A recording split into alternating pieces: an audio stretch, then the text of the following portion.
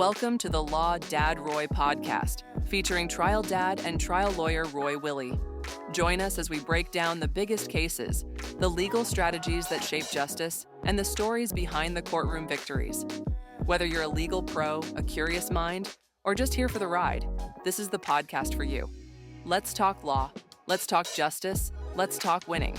And now from beautiful downtown Charleston, South Carolina, here is your host, Law Dad Roy Willie. Well, here we are with my beautiful wife, Kelsey, and just before we got on, she was asking Kate what this was, so Kate was informing her that we have a podcast that we're starting, so you didn't know about that? That is news to me. Okay, so do you follow me on LinkedIn? I do not. Okay. So I don't even think I have a LinkedIn. You do have a LinkedIn, so we're going to need you to connect and log in once in a while. I have posted about the podcast on LinkedIn more than once. I probably haven't signed into LinkedIn in about 10 years. Well, you're not looking for a job. I'm not looking for a job. That's the good news. So not looking for a job. So we got actually some feedback from people on LinkedIn about saying, oh, you should have your wife on because they know you from my LinkedIn posts, which apparently you don't see. So now you all know I don't just post that for brownie points. She doesn't even read my LinkedIn. So they basically said it would be good just to kind of have a conversation about our relationship and how we make it work and all these things. They submitted some questions for us to talk about. So I guess the first kind of overview is the first question was, well, how did you meet? What is our kind of origin story? So I don't know if you wanna take that and talk about where we met, how we met, and how this whole thing got started. Okay. So we actually met while we were in law school. You were a year ahead of me, so you had been there a year. I remember that. And I was new to the school. Yep. We met one night, and then about 3 days later, we were at I think it was a SBA. Yeah, Student Bar Association. Yeah, SBA meeting. And you came over and introduced yourself to me and shook my hand and said it was so nice to meet me. Right. And I was wildly offended because we literally met 3 days before. Right. And so I think not off to a good start. I think I said something like, we've already met, and if you don't remember, then oh well, yeah, and just walked off. Yeah, I remember it was something like that. So at that point, I was the secretary of the Student Bar Association. I was in my second year. You had just been elected as a 1L to the as a senator for the Student Bar Association. Yeah. So we met at a Student Bar Association meeting the second time. So it was a different context than meeting at a social event, clearly, but perhaps not a very good excuse. So that's how we met, and we both served on the Student Bar Association. What did you serve on the Student Bar Association all 3 years? Or 2 years? I think I did it 2 years. 2 years, I don't okay. think I did it the last year. Yeah, and then we ran as a ticket. It takes a team for the executive board, me, you, and a couple of our friends, one of my friends, one of your friends, and we lost in a very... And that was the year I didn't. That was the year that both of us didn't serve, and as a result, I graduated early. I graduated in December instead of May because I had no reason to stay behind, and I had the credits.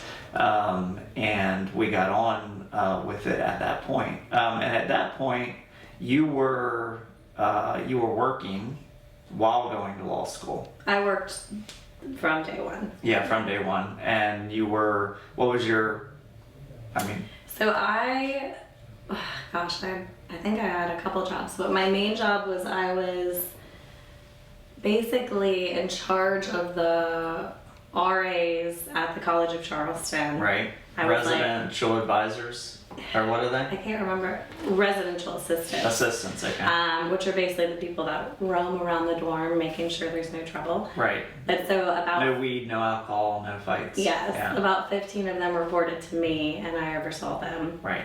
but it was for the Greek life division at the College of Charleston, so it was always entertaining. Right, so you were basically running the residential assistants for all of the Greek life, fraternity houses, sorority houses, and the people in the dorms. And basically, we started dating in law school. And what was kind of the point in the kind of student bar association courtship phase where you were like, all right, maybe we should date? Okay. Yeah. I think after that really big miss you made, I think you asked me out about 4 times. And then around the 4th or 5th time, I finally was like, okay, I'll go out with you. So formidable and relentless. It's one of our core values at the firm. Good. Embodying it early in the career. Yep. Yeah. Okay. Yeah. So we went out on a date. As I recall, our first date was we went to a restaurant that's no longer there on King Street. It was like a little Italian type place. Is that your recollection? Or I think it was French. French. Okay. Yeah. French. Whatever. And we had some octopus and some other things that you really had not eaten before. No. Okay. No. And yeah, so at that point I was actually living on King Street. I think you were living. Were you living at the College of Charleston at that point, or still West Ashley? Not then. I think I lived in West Ashley for about 2 months. Before I moved downtown. Okay. So still during that period of time. So yeah, I can't even remember the name of that place, but it's right next to where the Palms. No, the Palms where you live. Oh. What I'm talking about is the place on King Street. The restaurant was really good, but it was right next to the little bookstore. Yeah. So anyway, so we did that. We were dating, and then kind of long story short, we ended up getting married. Long story short. I mean, just kind of condensing it all together. The question was, well, how did you meet? Tell your origin story. The next question is how do 2 lawyers make it work? So I don't really know what a good transition is, but you know, obviously first we had to make it work in law school. I was very involved in law school. You were very involved in law school. Obviously you were working, I was working at the, this firm, predecessor to this firm, whatever. And so we were both, very busy, obviously. So, I don't know, like, how 2 law students make it work. You just make it a priority, I guess. Law school was the easiest time I think we've been together. Yeah, It was the least busy that we were. Yeah. We thought we were busy. Yeah, we thought we were really busy in law school. You have all these like luncheons and social events that you have to go to, and you feel like you're just so overwhelmed. Like your days, your days are just full of activity. But then you get out of law school, and I had already basically been working, pretty much full-time, different hours or whatever, but you really start working and building a career. When I got out of law school, you were still in law school, right? And so that was an interesting transition time, I feel like, because our schedules were, somewhat different. Like when you're in law school, you have very open, like, days, middle of the day, and then you're studying at night. Yeah. When you're working, particularly as a lawyer, it's mostly during the day, and then you're also working at night, so you're just kind of working, particularly as a young lawyer, pretty much around the clock, so. Yeah, and so when you graduated, I think that was when we bought the house, or was that? Yeah, maybe after that. Okay, it was a while after that. We got engaged. It was about a year after that. At some point. So you graduated, about a year later we bought a house. So then all your extra time goes into fixing a house. Right. And we got engaged somewhere before that. Bought a house. We were putting a lot of time into fixing this house. It was a small house. It was very small. 900 square feet in downtown Charleston. Our families thought that we were crazy. I love that house. Because it was so tiny. Yeah, for what it costs to buy a house in downtown Charleston of that size, you could have had a very nice house somewhere else. But it was nice. We were downtown. We were kind of in the middle of it. We put a lot of time into fixing it up. And then we got married. We got married, still in that same phase. And then maybe 2 years, 2012, 24. Yeah, like 2 years before we got pregnant with Penn. Or What are we talking about? when we got, like, from the time we got married. We got married in 15. Yeah. Penn was born in 16. Okay, so we got married April 12th, 2015. Also happens to be the day the Civil War started, as one of our guests pointed out to us. Not on purpose or whatever, but that's just the day it was. And then our son was born in October of 2016. So then that's when life really kind of starts getting more interesting.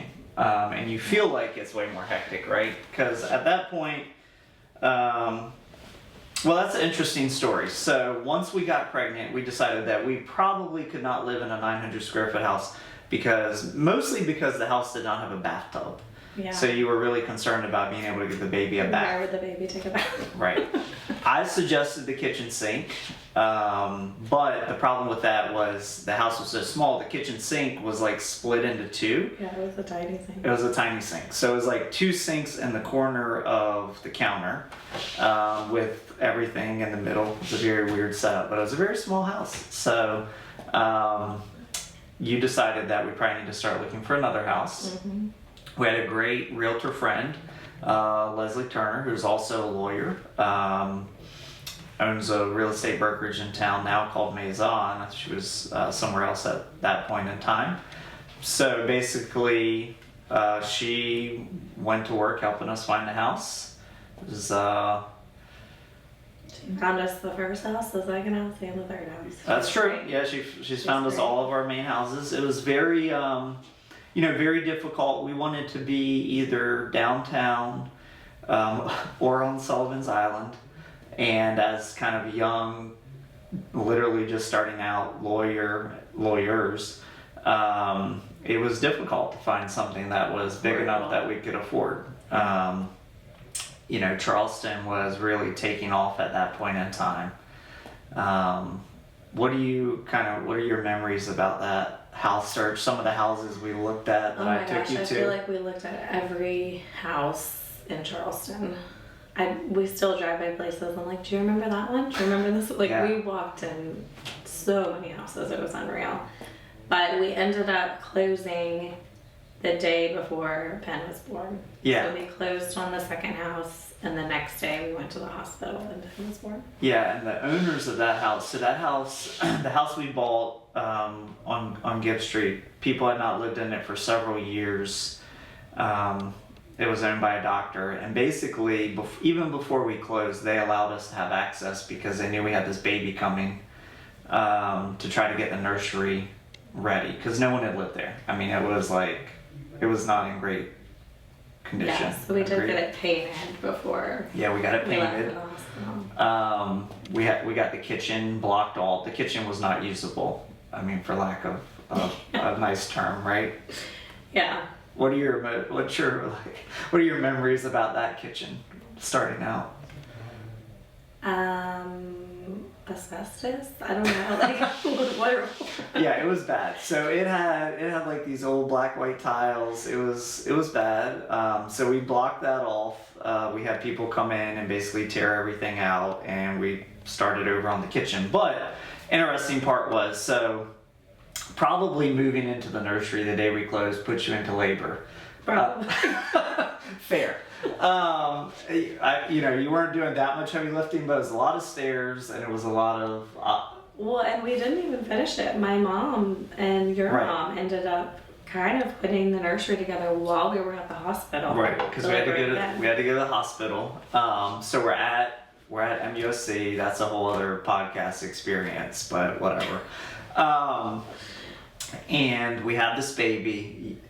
You had not obviously, but you had lost a lot of blood through the trials of MUSC, so they were holding us. They were like, you have to stay here. Yeah. and they were determining like whether you needed a blood transfusion and all this, right? It was not a good delivery. It's not a good delivery. And so ultimately, we're there, we're like in a separate wing, they're monitoring, and then they just come one day and they're like, all right, you all gotta go. Like, we're kicking you out. Like, it was like pretty sudden. I mean, this is my memory of it, which it's like 8 years and everyone knows my memory kind of, I tend to, I tend to like accentuate the good and the bad, but some people would say exaggerate, I say accentuate. But as I recall, they came to us at like 10 o'clock in the morning and were like, all right, y'all are out by 3. That sounds right. Yeah, something like that. Oh, and by the way, Hurricane Matthew is coming. They said you have tomorrow. to leave because Hurricane Matthew is coming. So right. You have to leave. But they were like, but you're still kind of borderline, so you need to stay near to a hospital. Stay near to a hospital. Hurricane Matthew's coming. We don't even know Hurricane Matthew at this point, so we're looking it up. Turns out, like, the tracks for Hurricane Matthew are pointed right at Charleston.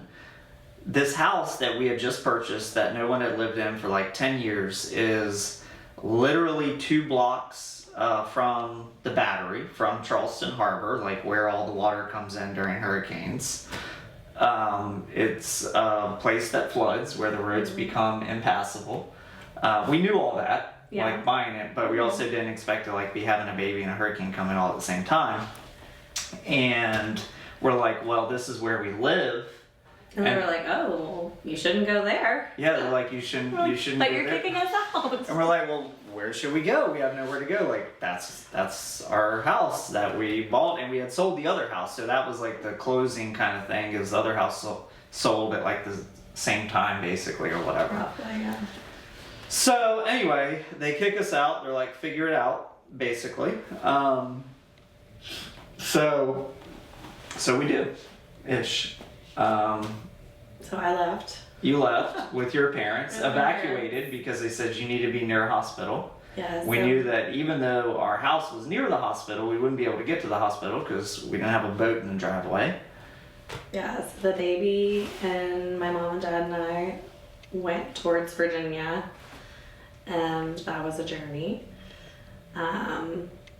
We got there okay, but then on the way back, we couldn't get back because so many roads in North Carolina had washed out. Right. And so we ended up having to stay at a high school gym with my newborn baby. Red Cross shelter. Red Cross shelter. And they were like, oh, he's our youngest occupant here. And I'm like, that is not anything to be excited about. Like, why are we excited that like a 5-day-old baby is here? And this was because like the road had washed out where y'all were. Yeah. Y'all could we not like get back. literally could not go either way. So like Red Cross caught the whole deal. Yeah. Meanwhile, we're back in Charleston, me and I believe my mom And your grandmother. The house is a total disaster. We had like 4.5 feet of water around the house. The river literally just became one with our yard. The ductwork like was popping out in the middle of the night. Huge tree fell on the roof. The doors were blowing open. There was water coming like in the front door. Yeah. This is a disaster. It was a good thing that like we stayed because we were able to at least mitigate some of that. By sandbags in the front door and all that, which sounds obvious, but I mean this house was kind of sitting up. You did not expect we didn't. that much water. The neighbors said there was not that much water since Hurricane Hugo, which was 1989, a long time ago. So anyway, so we have all that. So that's good. So now we're on Gibb Street. We had to get new ductwork. We actually just put mini splits in so New that roof, the next time, all new roof, all the stuff. So that's fun. So how do 2 lawyers make it work? Is you just figure it out like everyone else. Like I don't really know that there's like some secret. So timing wise, we had not intended on having a baby that soon into our marriage. And so I had actually just opened up my own law practice right before I found out I was pregnant. So when we had him, I was working for myself. So it was like no paid leave, no unpaid leave. No employees? No employees. It was just like me. Yeah. So, I mean, I was at the hospital shooting out emails, working the whole time during the delivery and every day after, because there was no one to fill the gap in. Yeah. So I don't know that, like, we've never really experienced That's just how anything it's been. else. Yeah. Yeah. Yeah, and me doing at that point a lot of trial work, a lot of that was obviously pre-COVID, so all the courthouses were open. So a lot of travel, you know, to the hinterlands, rural South Carolina, all over the place, arguing motions, taking depositions, all that. You just kind of figure it out. I mean, I think like anyone else. So one of the questions was, how do you make it work as a team kid-wise? And so after Penn, we have Penn. Penn's now 8. And we had a couple of lost pregnancies kind of later in the pregnancies, which were traumatic and not great. And then, to put it mildly, had a little break, I guess, and then had Paisley, who was our second child. She is now 4. She's the manager of the family. That's why I call her. But I guess the interesting thing about Paisley is that she was almost a lost pregnancy based on what they were basically trying to tell us. 6 weeks in, yeah. Yeah. It was early. Yeah, so 6 weeks in, they have the scan and they're like, oh, and I don't remember all the terminology, but they're like, oh, it's a ectopic pregnancy, right? Mm-hmm. So what do you remember like about that? So I had to go to the hospital because I was very unwell. They said I was an ectopic pregnancy, and they scheduled me for surgery. To remove the fetus. Yes. Yeah, because the ectopic pregnancy, the fetus sticks to the uterus wall, I think, right? I would not something even like, I think try it's something like that. But the risk is that you have a very high risk of dying. As the mother, if you don't. If you don't address it. And so when I went to the hospital, I was with my sister-in-law, and you were at home with Penn because we couldn't leave him by himself. So my sister-in-law met me at the hospital. They scheduled me for surgery, and I start messaging you, and I'm like, I'm going into surgery in the morning. And you were like, tell them no, and I'll be there shortly. Yeah. So I think you got my brother to come over and watch Penn, and then you kind of came in and like took charge of that situation, and you're like, no, we need another scan. We need to know the details before she just. Yeah, because were we at MUSC? We were at MUSC. MUSC. We had MUSC at that point, and we were just like, let's take a break here. They're trying to schedule this surgery, but it's obviously not urgent enough that we're like going into surgery right now. So you can't tell me that like we're at risk of dying, because if we are, then standard of care would dictate that we're going into emergency surgery. So like, let's actually talk about the timeline. And basically, as I recall, their thing was, well, as long as she's being monitored by us, it's okay because we can address it. But if she goes home and something happens, then, we don't know, like, it could be bad. Basically, I think it was like you could bleed out was kind of their thing or whatever. So we discussed it and we're like, all right, let's get a second opinion of, someone else. And we did. That's when I found my new OBGYN. Found the new OBGYN. New OBGYN takes a look at the scan that they had, does another scan, and is like, it's not an ectopic pregnancy. Like, it was there's just a cyst. Yeah, that's a cyst. That's not even the fetus. Like, it's not the fetus is not connected to the wall. Like, the whole thing was like kind of like. It was wild. So that, of course, sets you into or sets me at least into a very weird rabbit hole of like prior pregnancy advice. Was it correct? Was it not? I think I eventually processed that months later, but anyway. So we have Paisley. So Paisley is born. She is vibrant. She is healthy. She is not ectopic. She's there. And then we have 15 months later, we have Palmer. Is that 15 months? They're 15 months Yeah, later. 15 months later, we have Palmer. and who's a small one, and then we have Parks, who is 16 months now, or 17 months. So we have 4.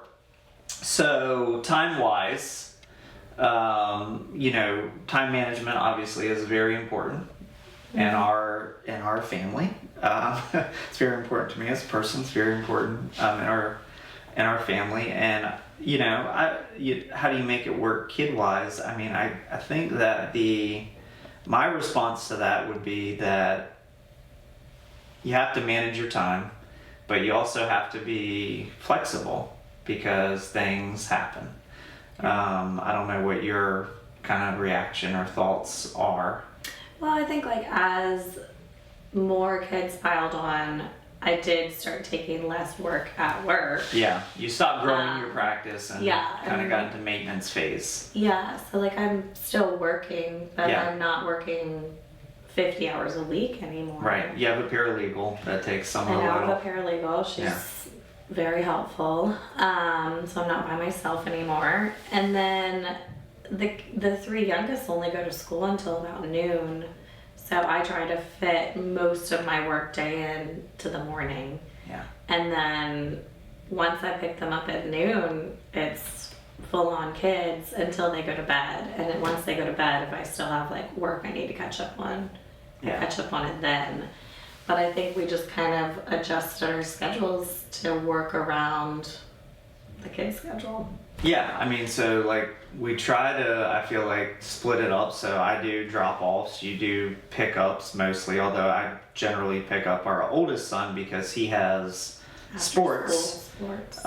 So I have to pick him up, or I get to pick him up and take him to whatever activity he has. Usually the girls have their own activity, which you're off at, which is different because they're in different age groups. Yeah, the girls do dance and gymnastics and baseball now. And baseball. That's on Saturdays, so that's a blessing. But we have, Penn right now, like just for example, I mean every week he has baseball. He's on a year-round swim team, so he practices swim twice a week. He has baseball practice and a baseball game. He's playing football at his school, so that he has that once a week, and he does piano on Fridays, in addition to his weekend activities of, Cub Scouts. He's in the church choir, youth choir, obviously, and all of that sort of stuff. So it's really critical that we get on the same page and have time management. The way that we've done that is really just through using not a shared calendar, but we have our own calendars that each has access to and can see. And every Sunday evening we look at our week ahead, because, particularly like in my field, trial law, sometimes you don't know until Friday what's going to happen the next week, and sometimes you don't even know until Monday morning. If we're on a state court roster, we have to show up Monday morning. We don't know whether we're going to be in trial for the next 2 weeks or whether we're not going to get called. So that's always just kind of part of our life. Yeah, I mean, we have a pretty standard schedule we stick with, and then on Sunday, if there's any anything weird, obscurities, then we can adjust. But we kind of stick with the same standard schedule. Otherwise. Yeah, and your parents have recently moved here, which has made it very helpful. Very helpful. Much appreciated to have some extra hands, because before that, really, we had a nanny,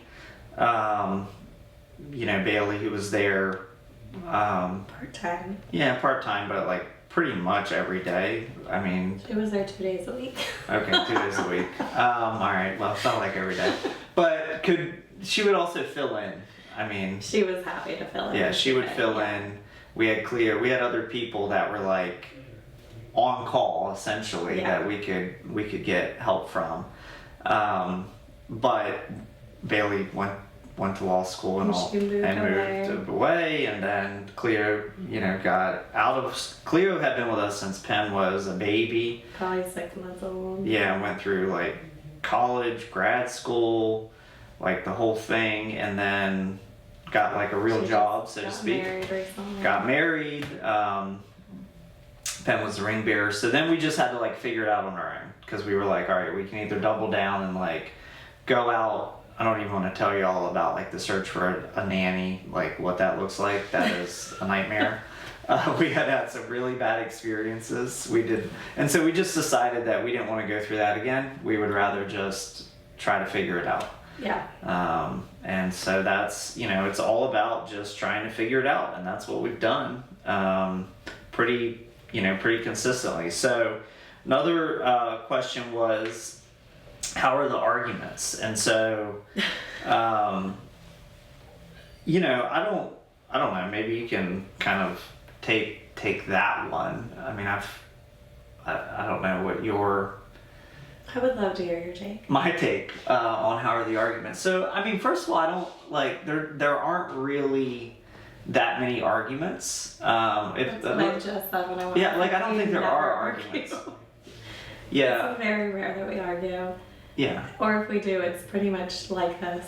Yeah. And I'm like, I don't think that's how that should work. And you're like, I do. I'm like, but I'm right. Yeah. And then we end the conversation. Yeah, we have. We don't argue. we do have, obviously. I mean, we are strong-willed, thoughtful people. So we do have disagreements. Oh, for sure. But I think the question is like, what's the point of arguing about it rather than kind of working through it. And actually, perfectly on point for this, like I was in Bible study last night, and Josh, who is in my small group, is getting married on Saturday, actually. And so we were talking about like just general marriage and all of this. And Marshall, our pastor, pointed out, like, if you actually go back and read everyone's favorite, marriage verse, Corinthians, like it talks about, thou shalt not keep like score and all this sort of stuff. But that all supposes that like that all actually is supposed to exist in a marriage. And it is. Like, there are times in a marriage that it's like, there are difficult things, right? And you have to know that going in. Like, it's not going to be like, all sunflowers and daisies or whatever. And even, when you really talk about what is the kind of biblical purpose of marriage and like why are we married, like you go to Colossians, I think it's 3:13, but it talks about bearing with one another. Like, that's not gonna make like a Hallmark card, obviously, right? Like, that's not the most romantic thing in the world to be like, hey, y'all bear with one another. But like, that's actually what marriage is intended to be at times. Like, there are times where you are going to disagree. You aren't, like, no matter how long you talk about it, you aren't going to come to like the same place. You just have a different thought on something. And what the Bible tells us is that in those times you have to bear with one another, for whatever grievance that you have. Like, it's, Well, I feel like with us, there's definitely a lot of things we don't agree on. But I think we kind of both take it from the angle of like, who does this matter most to? Right. And that's kind of how our arguments lie. Like, if we're arguing about something and I'm like, but this really matters to me, then you're gonna ultimately let me make the decision. Yeah. And vice versa. And I think the stuff we normally argue about is just like habits that you have that drive me crazy. Yeah. And so it's more of like, please handle that. Like, right. That's yours to handle, you handle it. Or like, if you have something, you tell me to handle it. But like, it doesn't really get escalated because it's either like, we decide it's yours to handle or it's mine to handle, and we handle it. Yeah, no, I think that's right. And I think that, there's all sorts of ways that people kind of like deal with whatever. But I think at the end of the day, like, you're going to have differences of opinion. They're going to vary in degree. And so you just have to have like, some construct going in that, like, this is how we're going to approach it. And You're not always going to get like your way on everything, you know, like that's just how it is. I think some of the bigger points of conversation, I feel like probably in any marriage, but are generally like around the kids and like, what are we gonna do? You know, like how are we gonna do this and what are we gonna do this? Like, you know, school and education and all of that is like very big topic of conversation every year. I think I'm amazed at how difficult the decision of where your children should go to school is. Like, I never thought it would be such a hard thing to figure out every single year. We have to like reevaluate and make sure we're making the right decision for each of our individual kids. Right. And I just never thought that would be like such a topic of conversation in our lives. I just thought, you know, they go to school, like, and that's that. Right. But it is a constant conversation we have to have. All right, let's take a break because I can hear everything you're saying. It's like, oh, there's no door around here? Yeah. Okay. Right, where did that go? I'll just cut that. Huh? Where did the door go? I have no idea. I thought there used to be a door there. So. Okay. Okay. Yeah, so I mean, I agree with that. I think that obviously like school, education, activities, summer camps, like all of that is you know, constant conversation, but the point is to have constant conversation and I think to bring the kids into it, right? They're obviously young, but they get some say in, you know, what they do. I mean, kind of have a rule that if you start something, if you start an activity or you start a sport, like you're gonna finish it. Doesn't mean you have to do it again. Yeah, just finish the season. We're gonna finish the season, we're gonna finish the run of it, whatever. And at least for Penn, it's allowed him to try a lot of different things. Like, you know, he did violin for a couple of years, he did soccer, which he hated. But he had to finish it, you know, and kind of moved on to other things, which I think has been really good. And honestly, like some of that is you have to like bear with it too. Like he really loves swim.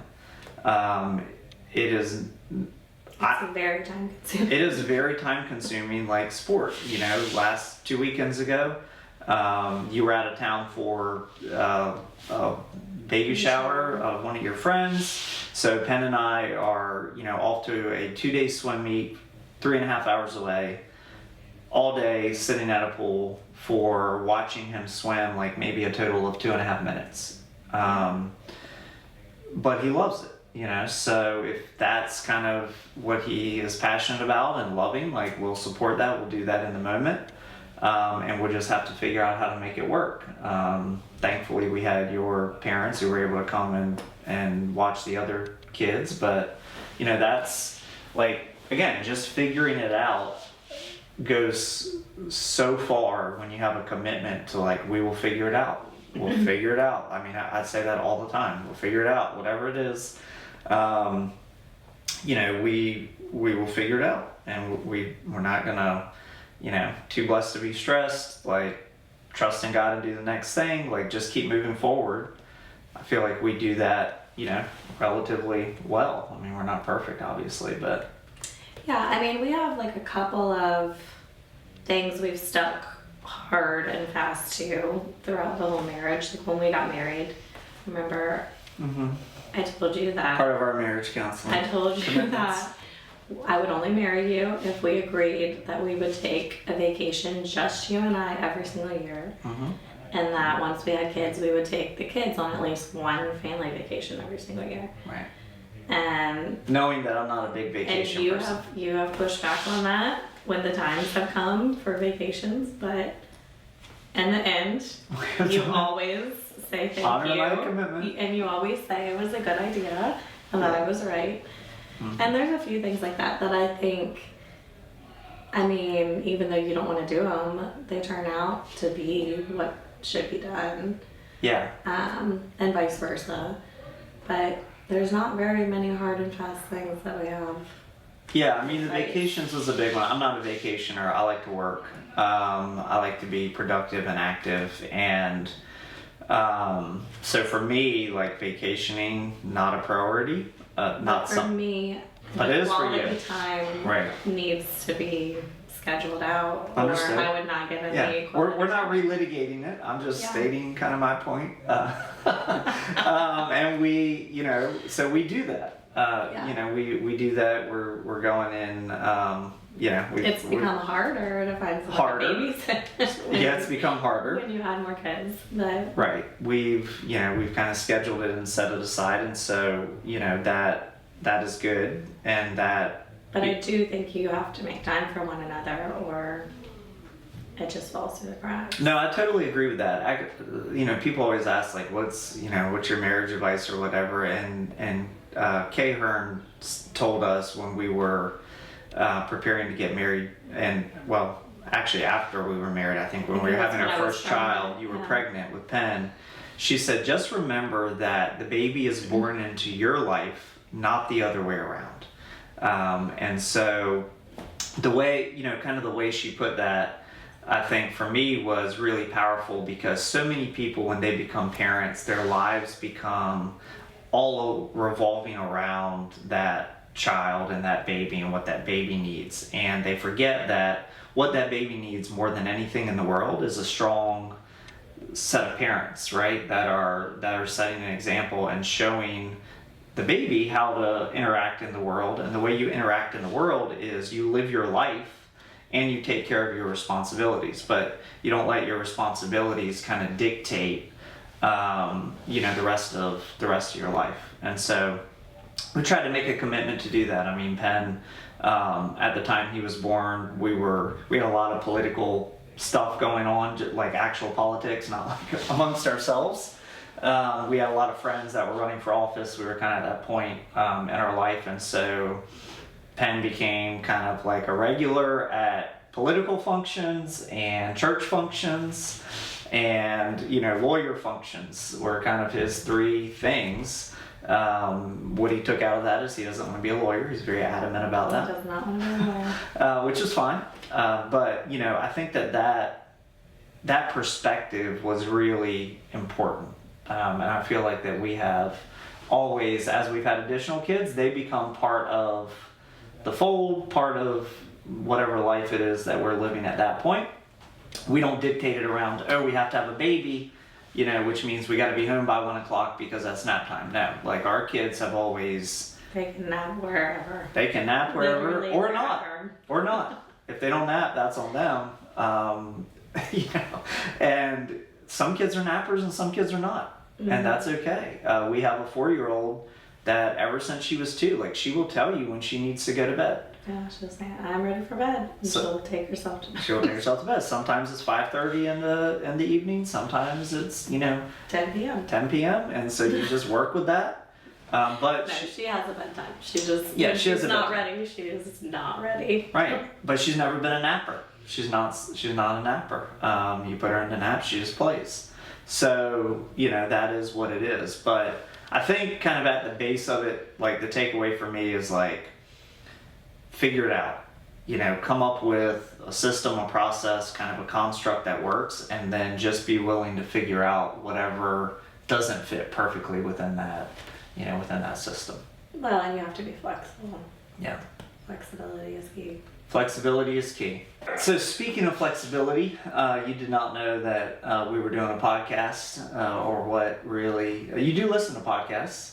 I listen to a lot of podcasts. Way more podcasts than I listen to. I'm not a podcast person. You're a podcast person. So you have to listen to this, give us some critiques. If it goes well, we just ask you to have the flexibility to come back on to the Law Dad Roy podcast, and we'll talk about whatever questions people have. Sound good? If everyone wants me back, I'm happy to come back. All right, she's down. You heard it here. Thank you for listening to the Law Dad Roy podcast. If you have any questions for me that we can talk about on the pod, follow us, DM us on Instagram, reach out on Instagram. We're at Law Dad Roy. You can find us there on YouTube, Facebook, wherever you decide to connect. We look forward to hearing from you. That's it for this week's episode of the Law Dad Roy podcast. Stay tuned for next week, as our guest will be Paul Doolittle, Poland Willie's Director of Class Action and Mass Torts Division, discussing his career, how he got his start in class actions, and why class actions are necessary to hold companies and people accountable. See you next and every Monday at 9 Eastern, wherever you find your podcasts.